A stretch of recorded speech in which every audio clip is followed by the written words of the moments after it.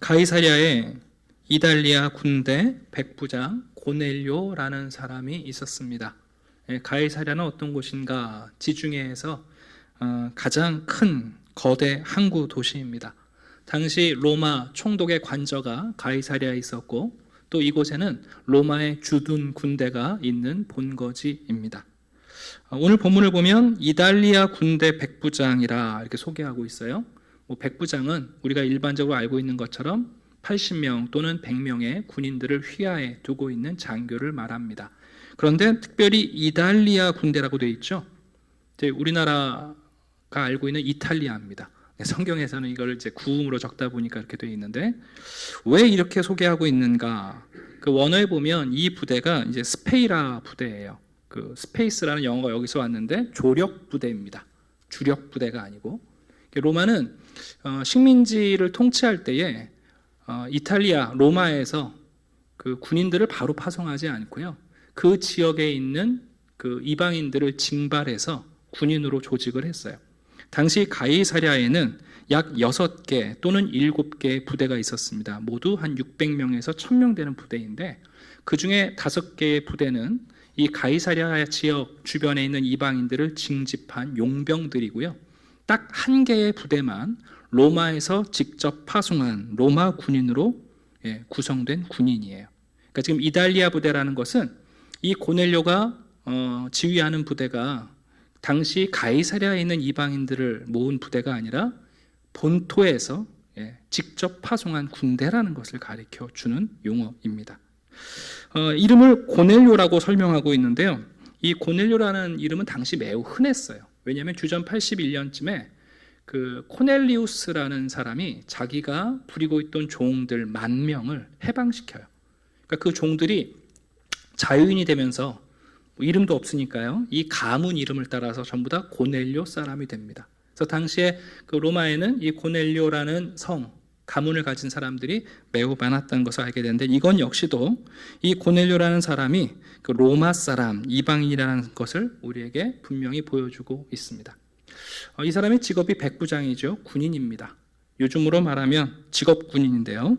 이제 고대 역사가였던 폴리비우스가 쓴 역사라는 책이 있어요. 그 책의 6장 24절을 보게 되면 로마 군대에서는 백부장을 뽑을 때 이런 성품을 가진 사람들을 백부장으로 선출했습니다. 한번 들어보세요. 백부장에게 요구되는 자질은 훌륭한 지휘관과 같은 용감성이나 대담성이 아니라 꾸준하고 신중한 자세를 갖춘 사람이다. 즉 무모하게 싸움을 시작하는 공격적인 사람이 아니라 적에게 공격을 받아 곤경을 처해 있을 때 자기 자리에 굳건히 서서 죽을 수 있는 사람이다. 성경에 보면 백부장이라는 직업을 가진 분들이 종종 등장하잖아요. 직업군인은 직업군인인데 일종의 그 호선성이 가진 사람들이 아니고 백부장이 해야 할 가장 중요한 자리는 군인들을 잘 절제시키고 인내하고 신중한 자세를 갖춘 사람들을 백부장으로 임명했다는 것을 알게 됩니다. 자, 그런 이 고넬료라는 사람에 대한 더 특이한 기록이 그 다음에 나오죠. 그는 로마 사람이고 군인이었고 그리고 꾸준하고 신중한 사람이 분명한데 그에 대하여 오늘 본문을 보시면 하나님을 경외하는 자였다라고 소개합니다. 이 하나님을 경외하는 자라는 것은 신앙을 표현하기보다는 그가 어떤 종교인인지를 표현하는 단어예요. 쉽게 말씀드리면 온전한 개종자가 아니라 반개종자를 얘기합니다. 이방인들 가운데 유대교에 관심을 갖고 유대인들의 여호와 하나님을 자기의 하나님으로 섬겨요. 그러나 할례는 받지 않고 할례까지 받으면 완전한 개종자인데 아직 할례를 받지 않은 반개종자를 말할 때 여호와를 경외하는 자라고 표현을 합니다. 자, 오늘 본문을 보시게 되면 그의 신앙을 우리들에게 이렇게 소개하죠. 온 가족이 함께 경건한 삶을 살았던 온 집안이 여호와를 경외했던 가정의 가장입니다. 그는 한 분이신 하나님을 믿었을 뿐만 아니라 그 믿음을 구체적인 구제와 그리고 기도로 표현했습니다. 구제하는 사람이었고 기도하는 사람이었어요. 규칙적으로 기도하는 사람이라는 것을 보여줍니다. 심지어 우리가 뒤에 가보면 그의 가족들만 이 고넬료를 따라 여호와를 경외한 것이 아니라 그 집안의 종들과 그의 명령을 따르는 부하들까지도 이 한 사람의 경건함으로 그들의 신앙을 붙잡고 경건하게 된 아름다운 가정의 또 모습을 발견하게 됩니다. 그러니까 고넬료는 매우 흥미롭고 독특한 인물이에요. 여러분, 우리 시대에도 그렇습니다만 한 사람이 예수 그리스도를 믿고 그의 집안과 그의 가정, 심지어 그의 직장에까지 여호와를 경외하는 영향력을 미치는 것 매우 드문 일이죠. 우리가 이제 어버이날을 맞이했습니다마는 우리 신앙 부모님들께서 늘 고민이 그거 아닙니까? 근데 우리도 나 한 사람을 통하여 우리의 가정이 정말 하나님을 경외하는 가정이 되고 싶은 마음들이 있는데 그게 결코 쉽지 않죠.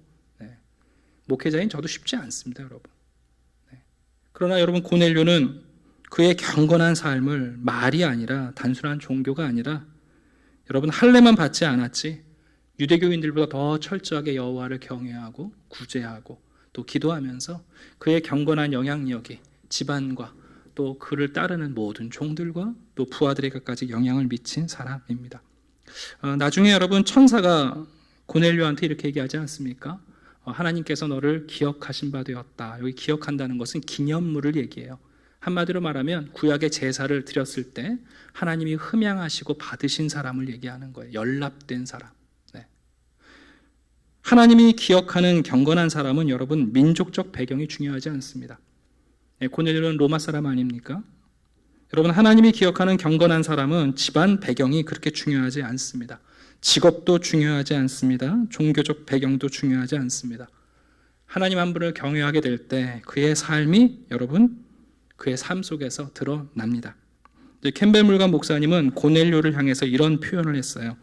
희미한 빛이 남아 그 빛을 따라 살면서 더 충만한 빛을 원했던 사람. 그가 할례를 받지 않았지만 하나님을 경외하고 유대인들처럼 기도를 하면서 희미한 빛을 발견했어요. 황제가 아니라 로마에서 따랐던 수많은 신들이 아니라 이 유대인들이 따르는 여호와가 참 하나님이시구나 하고 희미한 빛을 발견했어요. 그리고 그 빛을 따라 살아가면서 그가 기도하면서 더 충만한 빛을 원했던 귀한 분입니다. 자, 제9시 오후 3시인데요. 아마도 저녁 기도 시간입니다. 고넬료가 방문을 닫고 그가 여러분 그 식민지의 지배자인 군인이니까 유대교 종교에 동조하는 것을 드러내놓고는 못했을 것 같아요. 그가 기도하는데 여러분 갑자기 천사가 고넬료를 방문합니다. 오늘 본문을 보시면 온전히 깨어있다는 것을 가르쳐줘요. 밝히 봤다는 거예요. 여러분, 고넬료가 만난 천사는 어떤 그 무의식 가운데 만난 천사가 아니라 분명히 확인되는 천사였어요. 고넬료가 얘기를 합니다. 주여, 무슨 일입니까? 이 말은 기꺼이 순종할 자세가 되어 있는 고백이죠. 무슨 일이십니까? 자, 천사가 말합니다. 하나님께서 너를 기억하신다.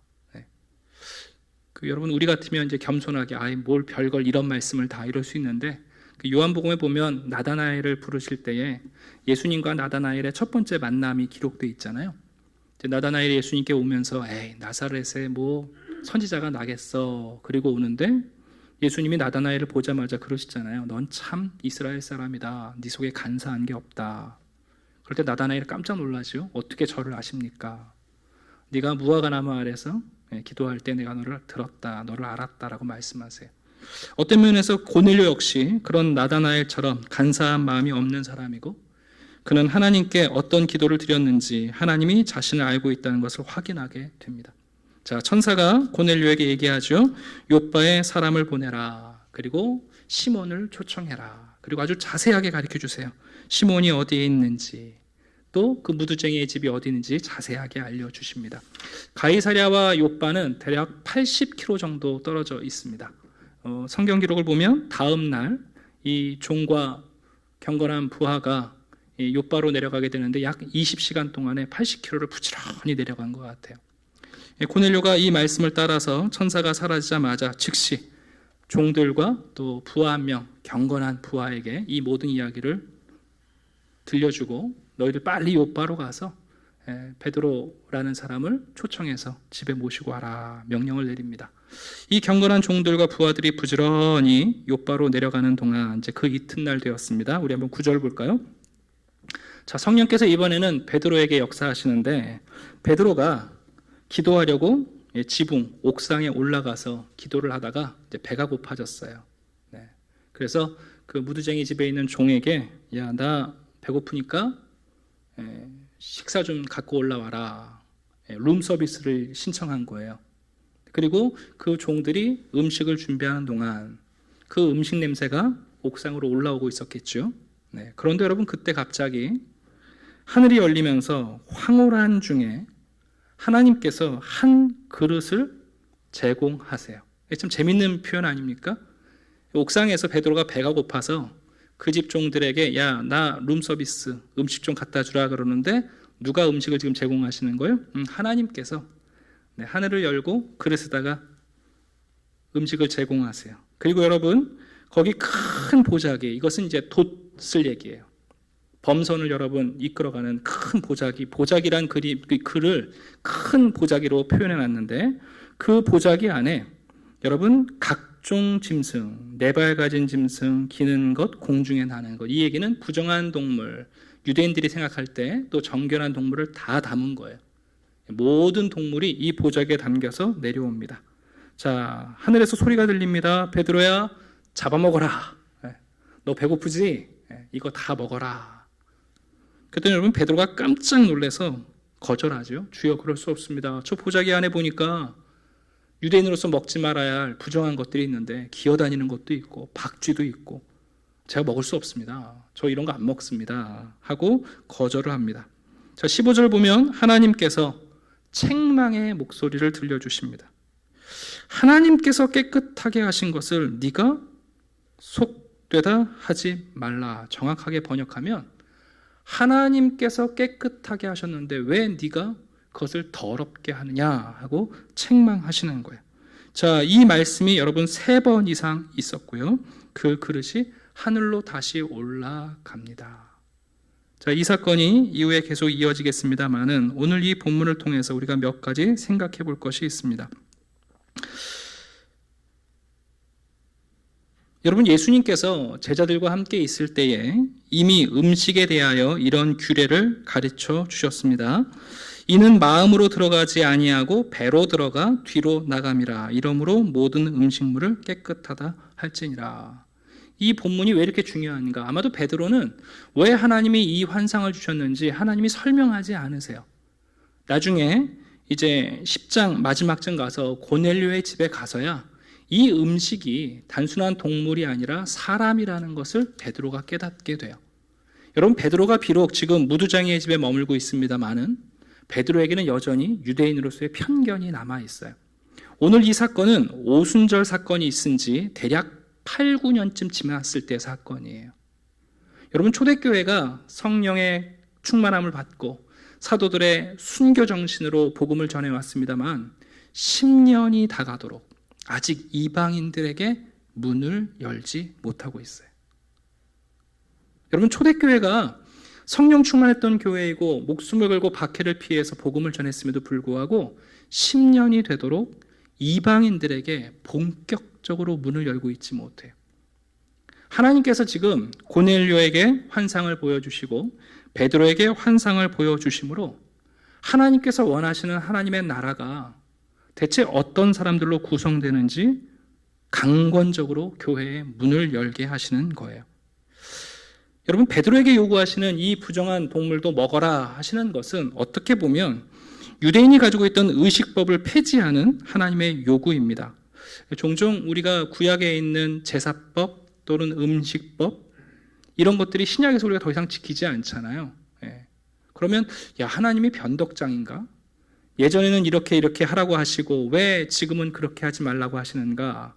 여러분, 하나님이 우리에게 어떤 법을 제정하실 때 그 2가지 기초를 가지고 법을 제정하세요. 하나는 하나님의 성품을 기초로 만드시는 법이 있고 그 시대의 역사와 문화와 다양한 목적에 의해서 제정하시는 법이 있어요. 하나님의 성품에 기초한 법은 여러분 세월이 변화도 절대 바뀌지 않습니다. 그게 십계명에 있는 도덕법입니다. 하나님의 성품이 바뀌지 않기 때문에 그 성품에 기초한 법들은 시대가 바뀌고 문화가 바뀌어도 여러분 절대 변개되지 않습니다.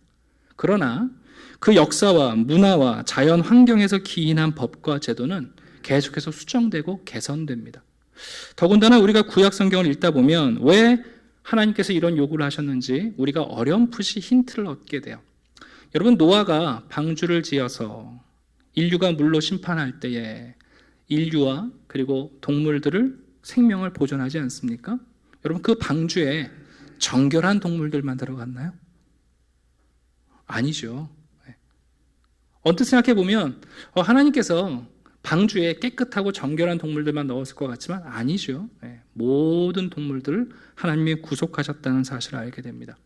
또한 에스겔서 4장을 보게 되면 아주 독특한 기록이 나오는데, 하나님께서 에스겔 선지자에게 너희들이 장차 바벨론의 포로로 끌려갈 터인데 거기 가면 정결한 짐승, 부정한 짐승 구별할 수가 없을 거다. 거기 가면 바벨론 사람들이 먹는 식문화를 만날 터인데 너희들이 이렇게 살아라 라고 말씀하세요. 한번 들어보세요. 여호와께서 이르시되 내가 여러 나라로 쫓아내어 흩어버릴 이스라엘 자손이 거기서 이같이 부정한 떡을 먹으리라 하시기로 내가 말하되 아하 주 여호와여 나는 영혼을 더럽힌 일이 없었나이다. 어려서부터 지금까지 스스로 죽은 것이나 짐승에게 찢긴 것을 먹지 아니하였고 가증한 고기를 입에 넣지 아니하였나이다. 여호와께서 내게 이르시되 보라 쇠똥으로 인분을 대신하기를 허락하노니 너는 그것으로 떡을 구울지니라. 여러분, 이 음식법, 정결법이라는 것은 영원한 법이 아니라는 것을 알려주세요. 필요할 때 우리가 불가피한 상황에 있을 때 얼마든지 역사나 문화로 인해서 만들어진 법과 제도는 수정되고 개선될 수 있다는 것을 가르쳐줘요. 더군다나 여러분, 디모데전서 4장 4절을 보게 되면 바울은 이런 선포를 합니다. 하나님께서 지으신 모든 것이 선함에 감사함으로 받으면 버릴 것이 없다. 하나님의 말씀으로 하나님의 손으로 지어진 것 가운데 선하지 않은 것이 어디 있느냐. 심지어 말씀과 기도로 다 거룩해진다라고 가르쳐 줍니다. 이것이 왜 이렇게 중요한가? 여러분, 음식이라는 것이 유대인들과 이방인들을 가로막고 교제의 걸림돌이 되지 않았습니까? 하나님께서는 이 음식이라는 환상을 통해서 이제는 초대교회가 이방인들에게 마음을 열고 문을 열고 하나님 나라 안에서 하나가 돼야 할 것을 지금 요구하고 계신 겁니다. 사실 베드로는 이미 8년 전에 오순절 설교를 하면서 본인이 이렇게 성령 충만해서 설교를 했습니다. 내가 내 영을 모든 육체에 부어주리니 너희의 자녀들은 예언할 것이요 너희의 젊은이들은 환상을 보고 너희의 늙은이들은 꿈을 꾸리라. 여러분, 베드로가 이 요엘서를 인용하면서 설교하지 않았습니까? 모든 육체에 하나님의 영을 부어주신다. 그럼에도 불구하고 베드로는 그 모든 육체가 아직도 유대인들만을 가리킨다고 생각할 수 있었던 거예요. 여러분, 제가 이제 설교를 할 때마다 여러분들에게 반복해서 드리는 말씀인데, 성령 충만하다는 것은 우리가 한순간에 완벽해진다는 게 아니에요. 여러분, 사도들이 오순절 성령 강림을 받았습니다마는 그들이 지식이 한순간에 완전해지지 않습니다. 베드로가 이 설교를 했잖아요. 말세에 모든 영을 모든 육체에 하나님의 영을 모든 육체에 부어주실 것이다. 그렇게 설교했던 베드로인데 그의 마음속에 여전히 편견이 남아있는 거예요. 하나님의 영은 유대인들만을 위한 영으로. 아직 베드로는 하나님의 영광을 다 보지 못하고 있습니다. 골로새서 1장 26절에 보게 되면 바울은 나중에 이런 고백을 합니다. 이 비밀은 만세와 만대로부터 감추어졌던 것인데 이제는 그의 성도들에게 나타났고 하나님이 그들로 하여금 이 비밀의 영광이 이방인 가운데 얼마나 풍성한지를 알게 하려 하심이라. 이 비밀은 너희 안에 계신 그리스도니 곧 영광의 소망이니라. 무슨 얘기입니까? 하나님의 비밀, 그것이 하나님의 영광인데 그 비밀이 뭐냐면 이제는 유대인의 법과 제사가 아니라 그리스도로 말미암아 유대인과 이방인이 하나가 되고 수많은 이방인들이 그리스도 안에서 하나님의 백성이 된다는, 교회의 일원이 된다는 것이 비밀이라는 거예요. 여러분, 성령께서 오늘 베드로에게 환상을 보여주심으로 바로 이 일을 강력하게 요청하고 계시고 있는 겁니다. 초대교회는 뚜렷한 유대교적이었고 히브리적이었어요. 예수님도 유대인이셨고 예수님의 제자들도 전부 다 유대인이었어요. 초대교회 성도들은 성전에서 기도했고요. 여전히 유대교의 전통을 따라서 하루에 3번 기도했었고 유대인의 음식법을 지금까지 지키고 있어요. 성령께서 말씀하시는 거, 이젠 때가 되었다. 그것 때문에 이방인들과의 관계에 걸림돌이 생긴다면 이제는 그 편견을 벗어버리고, 그리고 하나님의 비밀, 예수 그리스도 안에서 모든 사람들이, 모든 이방인이 하나님의 백성이 될 수 있다는 사실을 받아들이라고 요청하고 계시는 거예요. 여러분, 이게 얼마나 큰 충격적인 일대 사건이냐 하면 이것 때문에 나중에 초대교회가 분열될 지경에 이르렀습니다. 사도행전의 기록 가운데 이 고넬료 가정이 성령을 받는 사건이 가장 길게 기술되어 있어요.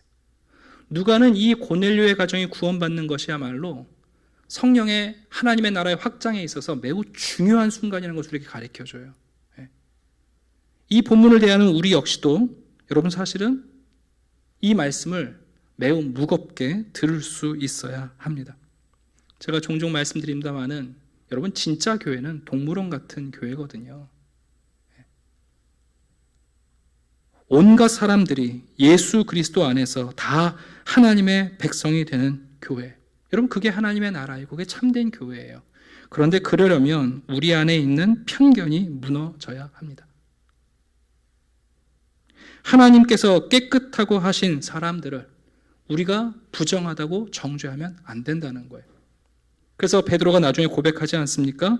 내가 참으로 하나님은 사람의 외모를 보지 아니하시고 각 나라 중 하나님을 경외하며 의를 행하는 사람은 다 받으시는 줄 깨달았도다. 교회가 이 편견을 이겨내는 일, 성령에게 순종하는 가운데 기꺼이 우리가 수용할 수 없는 사람들을 수용해내는 일, 그게 오늘 본문에서 이 경건한 가정, 고넬료의 가정을 향하여 또 베드로의 마음을 열게 하시는 하나님의 역사입니다. 제가 이야기를 좀 읽어드리려고 하는데, 필립 이안시라는 꽤 유명한 저술가가 있습니다. 그분이 내 영혼의 스승들이라는 책에서 자기의 신앙의 여정을 자전적으로 기록하고 있어요. 제 경험을 말씀드릴 수도 있고 또 우리 문화에 익숙한 경험을 말씀드리는 것도 좋겠지만, 제가 외국의 예를 읽어드리는 것은 조금 더 객관적이고 우리가 공감할 수 있기 위해서 이 글을 소개해 드립니다. 사실 나는 교회에서 입은 상처를 치료하느라 삶의 대부분을 소모했다. 나의 인격 형성기에 해당하는 1960년대 조지아주에 다니던 교회는 아주 폐쇄적인 세계관을 가지고 있었다.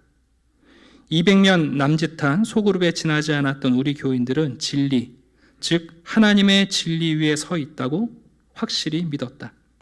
누구든 우리와 의견을 달리하는 이가 있다면 그 사람은 당연히 지옥의 가장자리에 서서 마음을 정하지 못한 채 흔들리는 사람이었다. 나중에야 그 교회가 진리에 거짓을 섞고 있다는 것을 깨달았다. 예를 들어 목회자는 강단에서 노골적으로 인종차별적인 설교를 했다. 흑인은 하나님의 저주를 받은 것이라고 주장하곤 했다.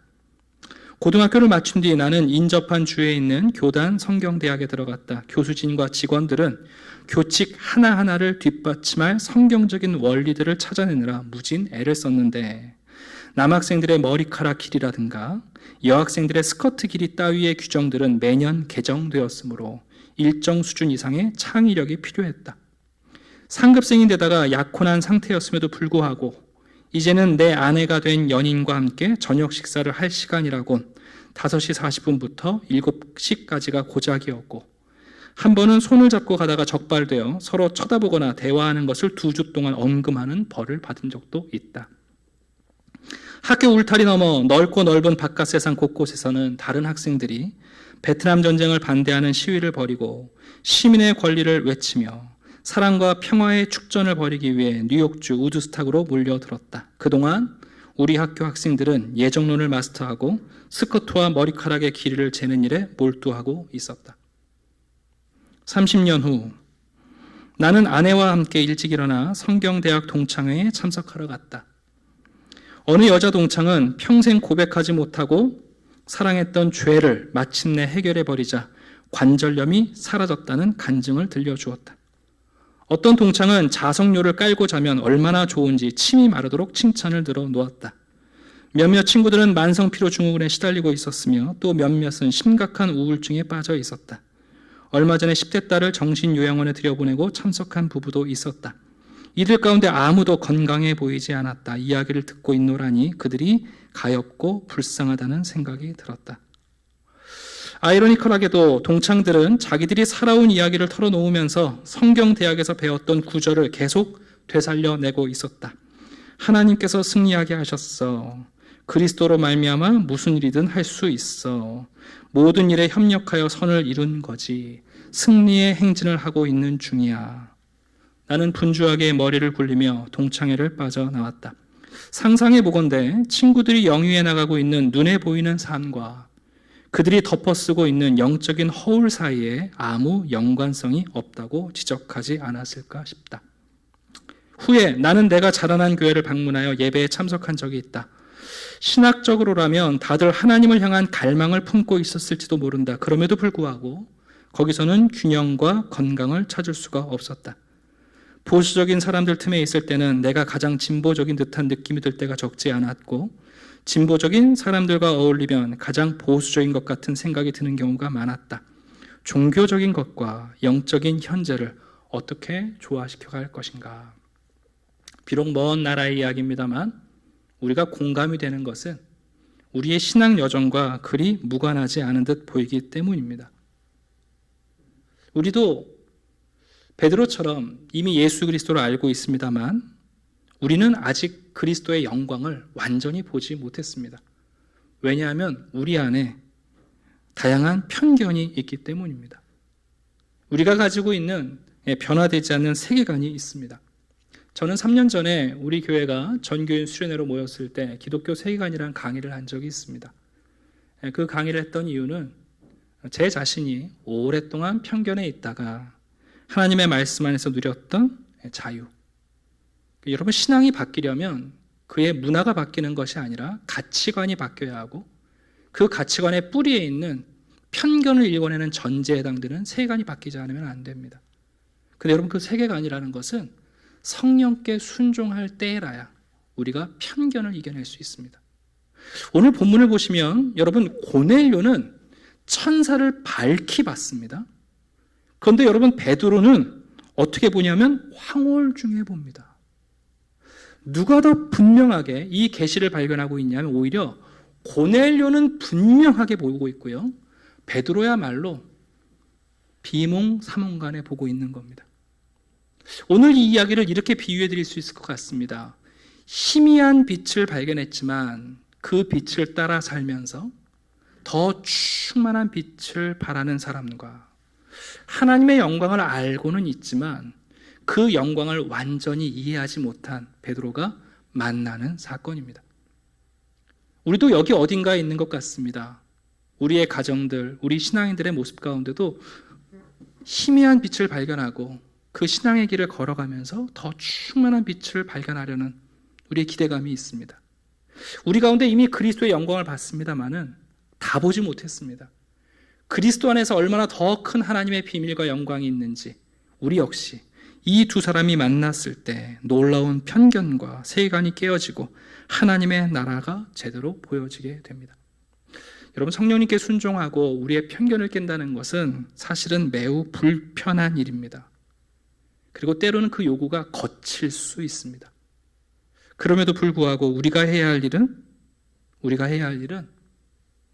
여러분, 그 빛을 따라 그리고 하나님의 영광을 받아들일 수 있도록 자꾸만 성령님에게 순종하는 일입니다. 어버이날이고 가정의 달입니다. 첫 번째는 여러분들께서 고넬료처럼 여러분의 가정을 경건하게 그 희미한 빛으로 남아 이끌어 가시는 귀한 분들이 되기를 바랍니다. 그리고 또한 우리가 그리스도인으로서 이미 예수 그리스도 안에서 영광을 봤습니다만 우리가 보고 있는 영광이 아직 충분한 영광이 아닙니다. 그 그리스도 안에서 우리에게 나타날 완전한 영광을 바라보면서 이 두 사람이 만나게 되는 일, 그게 여러분 교회가 해야 할 사명을 이루는 일이요, 하나님의 나라가 건설되는 놀라운 순간입니다.